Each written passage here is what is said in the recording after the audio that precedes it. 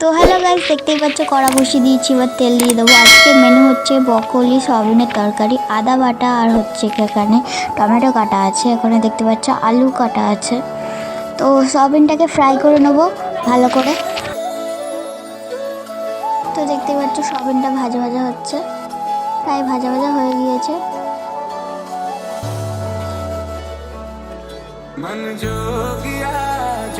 তো দেখতেই পাচ্ছ সিদ্ধ হয়ে গিয়েছে, এটা সিদ্ধ করেই ভাজলাম।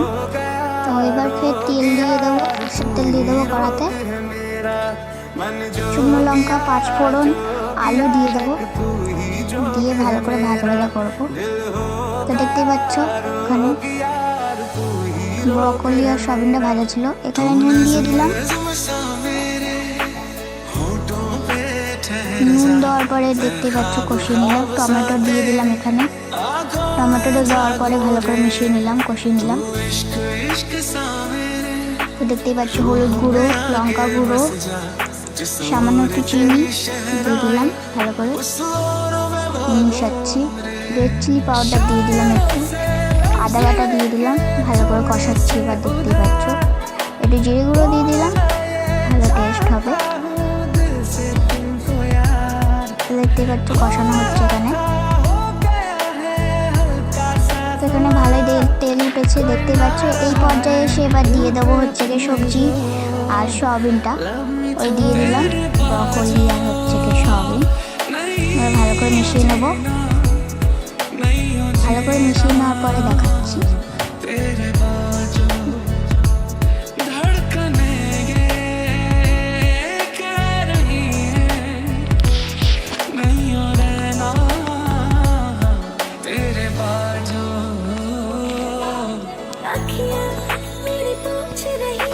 তো দেখতেই পাচ্ছ ভালো করে মেশাচ্ছি এখানে।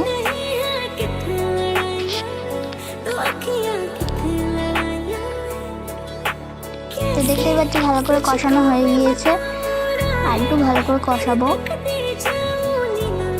কষানো হয়ে গেলে এবার হচ্ছে জল দেওয়া হবে।